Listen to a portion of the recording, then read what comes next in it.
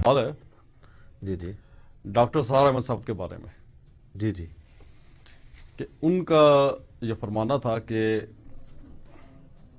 अगरचे अल्लाह की मशीयत ऐसी थी कि जो खुलफाए राशिदीन हैं इनकी तरतीब में पहले नंबर पर हज़रत अबू बकर सद्दीक, फिर हज़रत उमर, फिर हज़रत उस्मान, फिर आखिर हज़रत अली।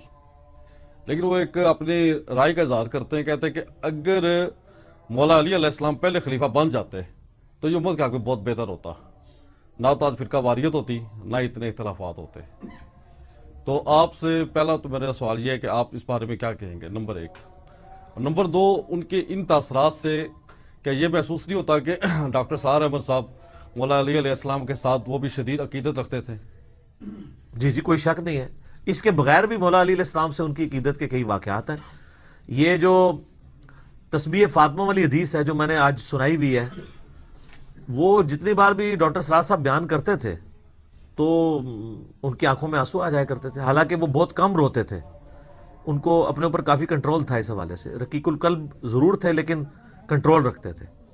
السلام علیکم ورحمۃ اللہ وبرکاتہ۔ اللہ سے دعا کرتے ہیں کہ آپ لوگ خیریت سے ہوں گے۔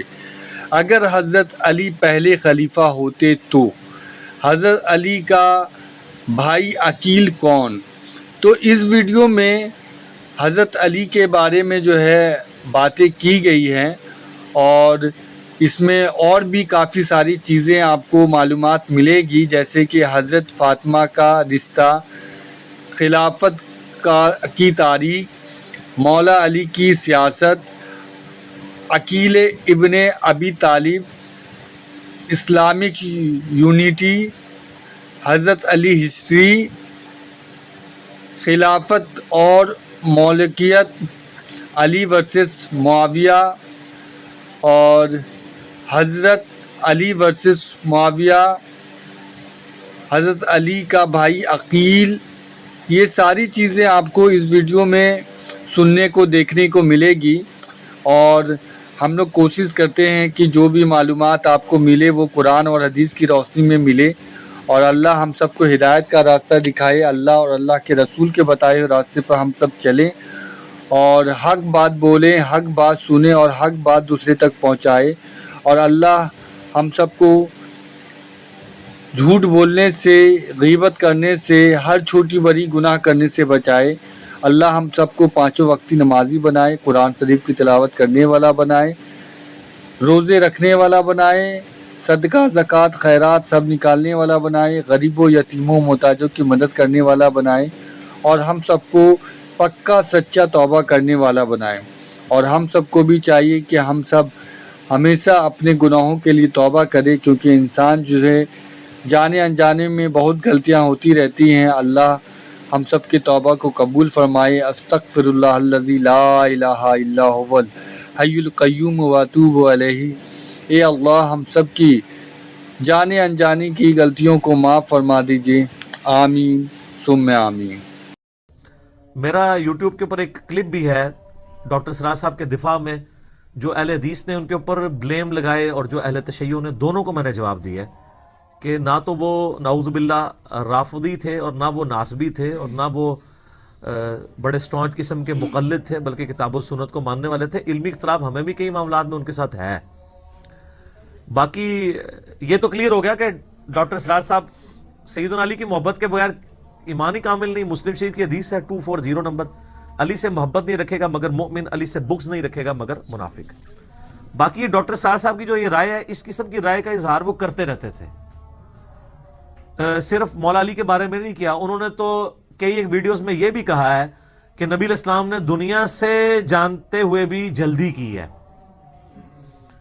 کیونکہ اذا جاء نصر اللہ والفتح ورأیت الناس يدخلون فی دین اللہ افواجا، اس میں نبی علیہ السلام کی وفات کی خبر تھی، بخاری مسلم میں احادیث بھی موجود ہیں۔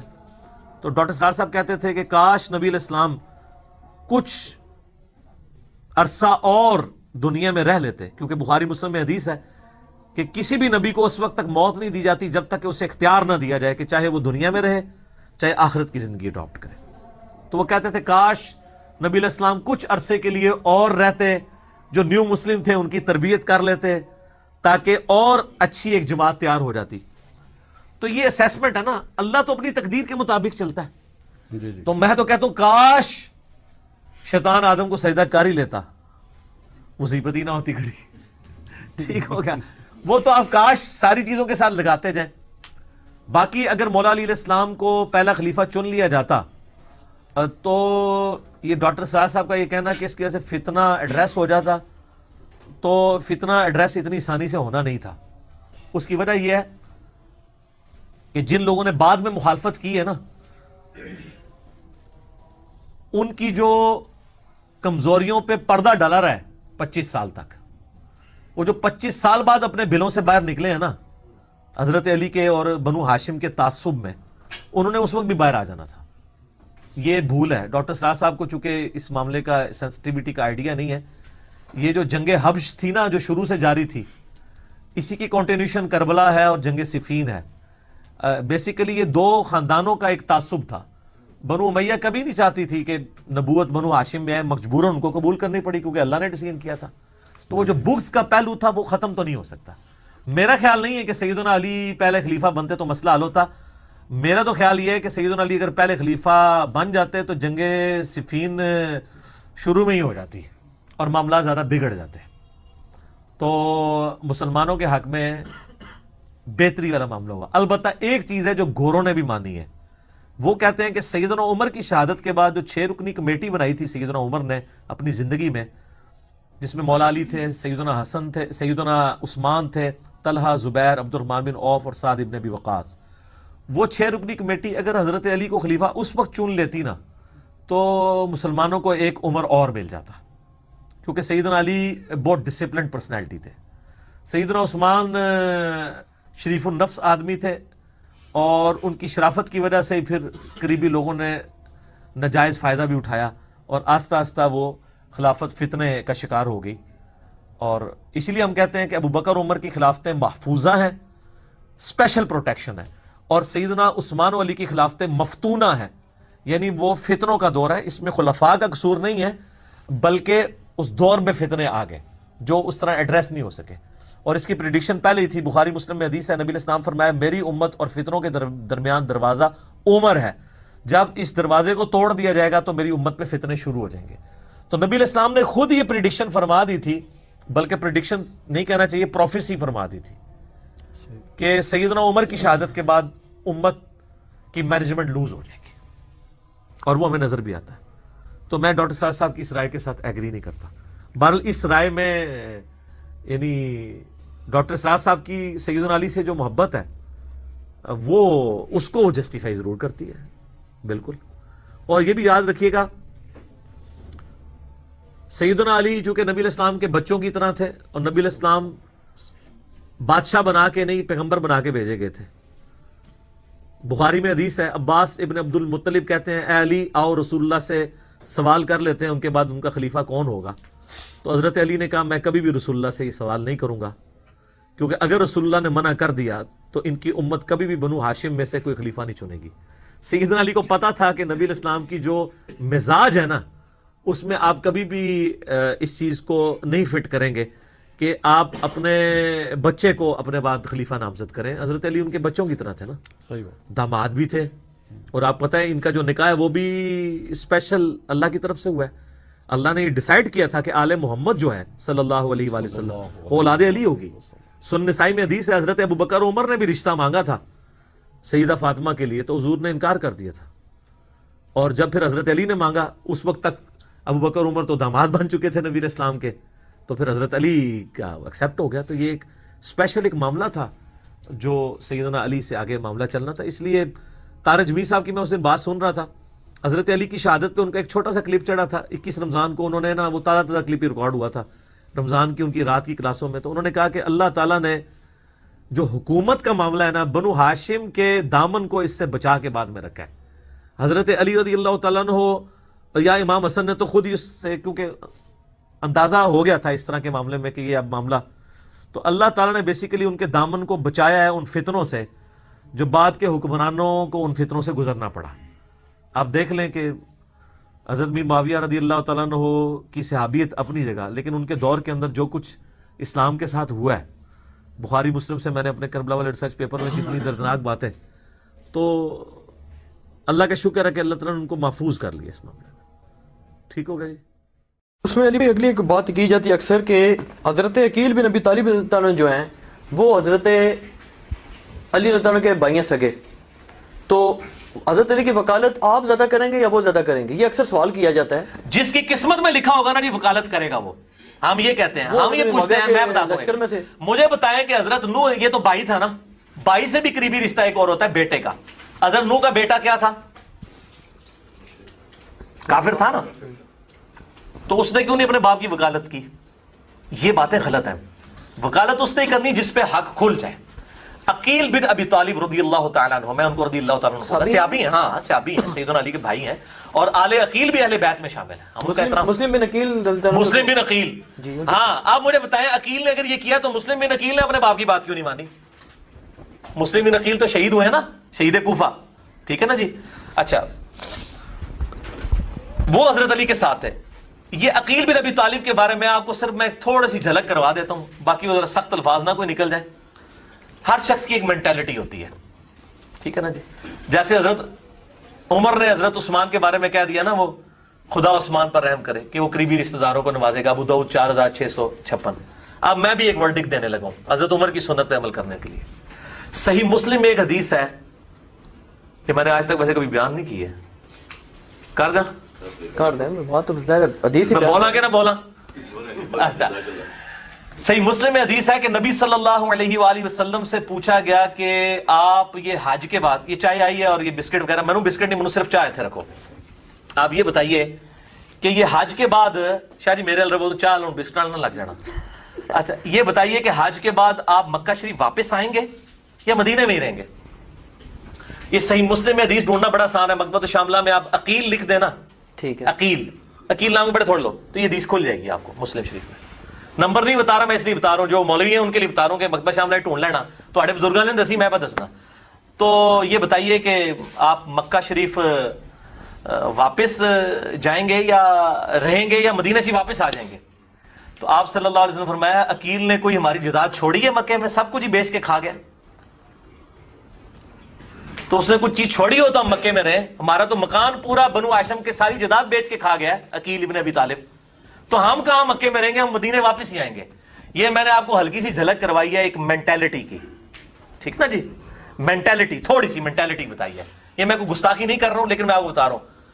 یہ عقیل بن ابی طالب حضرت علی سے بھی کہتے تھے میرا وظیفہ لگائیں.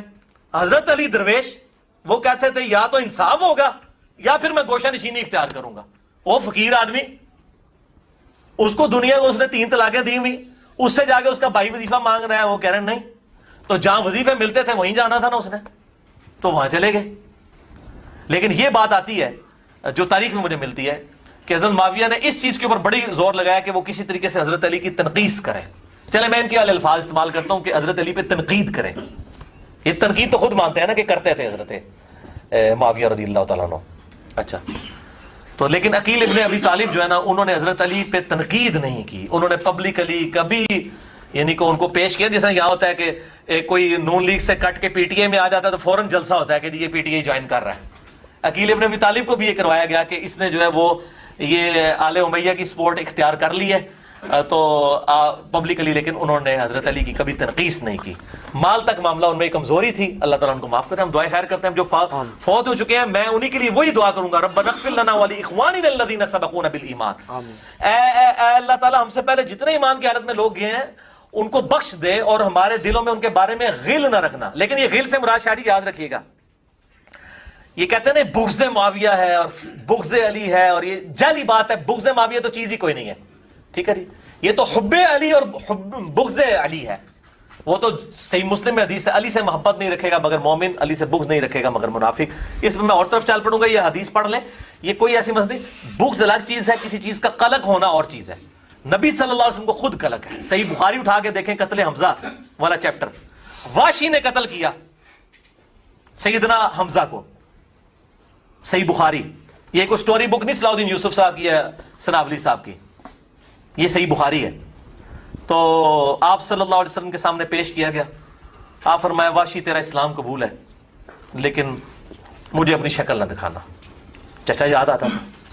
اب آپ تو وہ ہیں جن کے بارے میں قرآن میں ہے حریص علیکم بالمؤمنین رؤوف الرحیم. آپ کے بارے میں تو تصور نہیں ہو سکتا آپ واشی کے لیے بغض رکھیں, لیکن آپ کو کیا قلق تھا کہ بالمؤمنین رؤوف الرحیم ہو کے بھی آپ نے کہا واشی شکل نہیں دکھانی. ٹھیک ہے, اب چچا سے تو زیادہ ہی محبت تھی نا حضرت حسین سے اور حضرت علی سے نبی صلی اللہ علیہ وسلم کو. ہمارے دلوں میں بھی اس طرح کا قلق ہے جن لوگوں نے زیادتیاں کی, اور ہم احادیث کی بنیاد پہ کھڑے ہیں. یہ بار بار جو کہہ رہے ہیں نا یہ باتیں چھیڑتا ہے, یہ باتیں تو ہمارے نبی ہمیں بتا کے گئے ہیں. آپ نے جو فتویٰ لگانا ہے نبی صلی اللہ علیہ وسلم کے اوپر نعوذ باللہ لگا کے اپنا ایمان برباد کر لیں, اور اس کے بعد امام بخاری امام مسلم کے اوپر بھی فتویٰ لگائیں جنہوں نے یہ حدیثیں نقل کی ہیں, اور امام مسلم لکھا ہے میں عوام الناس کے لیے لکھ رہا ہوں. تو یہ میرے بھائی یہ ساری باتیں میں بیچ میں مجھے یاد آ جاتی ہے نا ساتھ ساتھ یہ میرے پہ, میں بیٹھا ہوں نا ادھر, میں نے کوئی تیاری نہیں میرے بھائی کی ہے, یہ آپ کو پتہ ہی ہے. یہ تمہید بھی میں نے ابھی 5 منٹ پہلے لکھی تھی آپ سے. محدثین پہ فتویٰ لگانے والے اللہ تعالیٰ کے اوپر محدثین پہ فتویٰ لگانے والا سوال بھی آ گیا. پارٹی تو ہے نا. اچھا اس میں اب یہ ہے کہ یہ جو سوال ہے نا یہ زیادہ تر تو ڈاکٹر شبیر احمد صاحب ہیں فلوریڈا میں ہوتے ہیں, جنہوں نے بالکل واقعہ کربلا کا انکار کر دیا. کرمنلز آف اسلام کے نام سے کتاب لکھے جس میں نعوذ باللہ انہوں نے کسی امت کے امام بخاری امام مسلم مجھے پتہ ہے شیعہ کسی کو نہیں چھوڑا انہوں نے, تو صرف صحابہ کو چھوڑا اور اہل بیت کو چھوڑ دیا. تو یہ ایک سوال پیش کیا جاتا ہے, وہ کہتے ہیں جی 2 باتیں ہیں. قرآن آپ کا واضح ہے بالکل کہ صحابہ آپس میں رحم دل ہیں اور ان کی تعریفیں کرتا ہے. دوسری طرف وہ کہتے ہیں جی احادیث ہے جن کا کوئی پتہ نہیں, کہ ان کی کوئی بندہ گارنٹی نہیں دے سکتا, قسم نہیں کھا سکتا, اور وہ جناب کوئی اور کریکٹر پیش کریں تو کیوں آپ قرآن کو پریفر نہیں کرتے؟ شبیر صاحب تہاڈا نام تے شبیر ہے, کاش شبیر بھی ہوندے. شبیر آپ کو پتہ ہے کس کا لقب ہے؟ سیدنا حسین کا. نا تے شبیر ہے پر وہی گل ہے نا کہ وہ نا تے عبداللہ ہے لیکن کام جڑے نے عبد الشیطان والے نے. تے شبیر صاحب سے یہ پوچھیں یہ قرآن میں جو ہے رحماء بینہم, قرآن میں یہ بات آئی ہے کہ یہ معصوم ہے, اور یہ رحماء بینہم جو ہے قرآن میں صلح حدیبیہ کے موقع پر یہ آیات نازل ہوئی ہیں, اس کانٹیکس میں نازل ہوئی ہیں. رحم دل ہونے کا قطعاً یہ مقصد نہیں کہ ان میں اختلاف رائے نہیں ہو سکتا. ٹھیک ہے, تو یہ منکرین حدیث ہیں, ان سے تو یہ تو ہمارا مقدمہ ہی نہیں ہے, نہ یہ اہل سنت میں ہے نہ اہل تشیع میں. یہ اس چیز سے ان کو کہ قرآن میں رحماء بینہم تو پڑھتے ہیں. اسی طریقے سے ناسبی جو ہے وہ والا سورۃ الحدید سے پڑھتے ہیں کہ تمام کے لیے اللہ تعالیٰ نے اچھا وعدہ رکھا ہوا ہے سورہ تحریم سے. ٹھیک ہے, سب سے اللہ تعالیٰ نے اچھا وعدہ کیا ہے.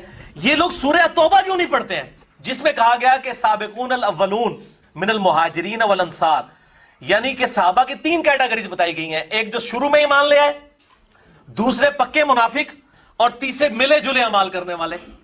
میں حضرت معاویہ کو, حضرت مغیرہ کو, عمر بن عاص رضی اللہ عنہم اجمعین کو اس تیسری کیٹیگری میں سمجھتا ہوں. ملے جلے اعمال, اچھے برے اعمال, اس میں آتا ہے اللہ تعالیٰ عنقریب ہے کہ ان کے ساتھ جو بھی معاملہ فرمائے گا وہ اللہ کے جو سابقون الاولون ہے وہ ابو بکر, عمر, عثمان, علی رضی اللہ عنہم اجمعین, یہ سب لوگ ہیں. تو یہ قرآن سے یہ آیات کیوں نہیں پڑھتے؟ میں نے اس پہ مسئلہ 96 ریکارڈ کرایا ہوا ہے, اور بائی چانس اس دن میں نے یہی کپڑے پہنے ہوئے تھے, یہی پگڑی تھی کالی اور یہی ریڈ والا کرتا تھا. مسئلہ 96 عظمت صحابہ, رد المنافقین اور سنی شیعہ کے اختلاف کا تحقیقی جائزہ. ہم کہتے ہیں قرآن بھی صحیح نہیں یہ لوگ پڑھتے, قرآن ایک طرف سے پڑھتے ہیں. تو قرآن میں جو یہ 3 طبقات آئے ہیں سورہ توبہ کے اندر وہ کیوں نہیں بیان کرتے؟ پھر ہم پوچھتے ہیں یہ جو پکے منافق ہیں یہ کون ہے, اور ملے جلے اعمال کرنے والے کون ہیں؟ ملے جلے اعمال اچھے بھی اور برے بھی. اور پھر اسی میں آیا سورۃ الحجرات میں کہ یہ اعراب کہتے ہیں کہ ہم ایمان لے کر آئے, آپ فرماؤ ایمان نہیں لے کے آئے, اسلام لے کے آئے, تو ایمان تمہارے دلوں میں داخل ہی نہیں ہوا. یہ کون تھے؟ بریلوی دیوبندی اہل حدیث شیعہ تھے جن کے بارے میں آیات آئی تھی. قرآن بات کر رہا ہے نا. اچھا پھر غلطی والا معاملہ سورہ آل عمران کے اندر کتنے صحاب سے اس معاملے میں غلطی بھی ہوگی, اللہ تعالیٰ نے ان کو معاف بھی کر دیا. تو رحم دل ہونے کا یہ معاملات نہیں ہے کہ وہ رحم دل ہونے کے باوجود بھی ایسے معاملات ہو سکتے ہیں کہ کبھی کسی کے ساتھ اختلاف رائے کی وجہ سے. اور سیدنا علی نے یہ کچھ کیا, میں بتا رہا ہوں ساری میں نے حدیثیں بتائی کہ حضرت علی کی ایک ایک جنگ پہ مور لگائی ہے. اور سورہ حجرات کی آیت ہے کہ جب ایک مسلمان گروہ باغی ہو جائے تو اس کے ساتھ قتال کرو اور اس کو آمادہ کرو. تو حضرت علی نے وہی کام کیا, تو بالکل ٹھیک ہے. اچھا کہتے ہیں علی وہ جو ہے وہ تلوار لے کے دوڑ گیا ان کے اوپر. علی ڈیوٹی نبی صلی اللہ علیہ وسلم نے لگائی ہے تو ڈیوٹی کو نہ پوری کرے تو اسی ہوتا ہے تھوڑے بھی تلوار. اچھا مجھے وہ پوچھتے ہیں علی بھائی آپ حضرت علی کے دور میں ہوتے تو کس کے ساتھ ہوتے؟ دیکھو میں کہ ہوں نہیں تو یقین پہ آتا تھوڑے تو شک ہے کہ تسی نہ ہوندے خلیفہ راشد نال, لیکن میں تو خلیفہ راشد نال ہی ہوندا الحمدللہ. جو آج دفاع کر رہے ہیں اس وقت بھی انہی کی دفاع کرتے, ٹھیک ہے, اور دفاع کر کے ناسبیت پھیلا رہے ہیں. دیکھیں بغض معاویہ کسی حدیث میں نہیں تھا, علی سے حب اور علی سے بغض والی حدیث تھی, مسلم 240 نمبر.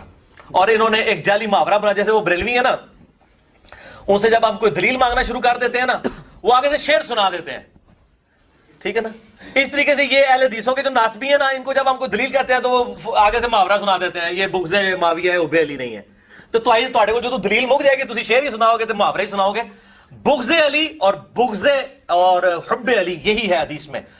اور بلکہ سنن نسائی کے اندر وہ بڑی خطرناک حدیث ہے, 3009 نمبر سنن نسائی میں, حج کے موقع پہ تلبیہ کا بیان. جب وہ حضرت معاویہ کے دور میں لوگوں نے تلبیہ چھوڑ دیا تو ابن عباس کو بتایا گیا کہ تلبیہ کی آواز اس لیے نہیں آ رہی ہے کہ لوگ حضرت معاویہ کے ڈر کی وجہ سے نہیں پڑھتے. تو باہر نکلا ان کا لبیک اللہم لبیک. معاویہ کی ناک خاک آلود ہو, ان لوگوں نے بغض علی کی وجہ سے نبی کی سنت کو چھوڑ دیا. تو بغض علی تھا اور حب علی تھا. بغض معاویہ حب معاویہ تو کہیں بھی نہیں رہا تھا. یہ تو بات ہی نہیں تھی, تو جعلی باتیں. اور جو آگے سنن الکبری البیہقی میں آگے الفاظ ہیں کہ اللہ کی لعنت ہو ان پر کہ انہوں نے بغض علی کی وجہ سے یہ چھوڑ دیا. تو یہ بس جعلی محاورے اور اس قسم کے شعر بنائے ہوئے ہیں اور اس کے اوپر چل رہے ہیں. جب دلیل نہیں ہوگی تو محاورے اور شعر ہی ہوں گے. تو یہ ڈکشنری کا محاورہ میں نے ویسے بھی سیدھا کر دیا, میرا کلپ چڑھا ہوا ہے. اچھا آپ اور یہ بھی یہ علی معاویہ بھائی بھائی بالکل جعلی بات ہے. ابو بکر عمر عثمان و علی بھائی بھائی. علی معاویہ بھائی بھائی نہیں, نہ کبھی تھے نہ کبھی بعد میں رہے. وہ تو میں نے اس سے حدیث بتا دی ہے کہ سیدنا علی کا قول المصنف ابن ابی شیبہ سے کہ قیامت والے دن معاملہ میرے اور معاویہ کے درمیان طے ہوگا. ٹھیک ہے, اور قنوت نازلہ پڑی ہوئی ہے, بھائی والی بات کوئی نہیں ہے. بندے نے مجھے یہ بھیجی تھی تصویر نا, جو ترجمہ ہے نا, اس نے کہا تھا جی کہ اس میں جو لفظ آتے ہیں نا کہ حضرت مولا علی نے فرمایا کہ ہم اس امر خلافت میں مشورے کو اپنا حق سمجھتے تھے. تو وہ کہتا ہے یہ میں نے بعد میں جب غور کیا تو عربی میں یہ لفظ نہیں ہے مشورے کو, بلکہ اس میں یہ ہے کہ ہم اس امر خلافت کو اپنا حق سمجھتے تھے. اچھا, اگر اپنا حق سمجھتے تھے, ایک منٹ سرکار, ایک منٹ, اگر وہ اپنا حق سمجھتے تھے تو پھر صلح کیوں کر لی اور بیعت کیوں کر لی؟ اس کی تو دلیل یہ دیتے ہیں نا, وہ کہتے ہیں جی ان کی ذمہ داری تو نہیں تھی, جیسے نبی کی ذمہ داری تو نہیں ہے لوگوں کو ہدایت پہ لانا. جب اس نے نبی کی ذمہ داری لوگوں کو ہدایت پہ لانا نہیں ہے, لیکن یہ اناؤنسمنٹ تو کرنا ہے نا کہ میں نبی ہوں اور مجھے مانو. حضرت علی نے کب خلفائے ثلاثہ کے زمانے میں یہ کہا ہے کہ میں اللہ کا خلیفہ ہوں, میں منصوص من اللہ ہوں, میں خلیفہ بلا فصل ہوں. ابو بکر کو پولیٹیکل لیڈر مانو اور باقی جو سارے معاملات ہیں وہ میں لے کے چلوں گا. دکھائیں نا کبھی انہوں نے دعویٰ کیا, وہ تو تینوں خلفاء کے ساتھ رہے.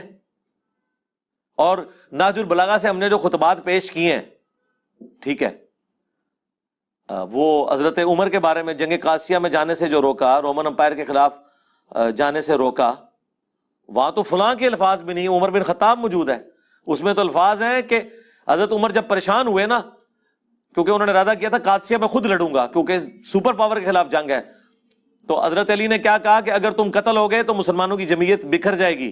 اور اللہ کا وعدہ ہے قرآن میں سورہ نور کی آیت نمبر 55 کہ اللہ نے خلافت اسٹیبلش کرنی ہے اہل ایمان کے لیے, تو تم یہیں رہو, اگر قادسیہ میں ہم نے شکست کھا لی تو ہم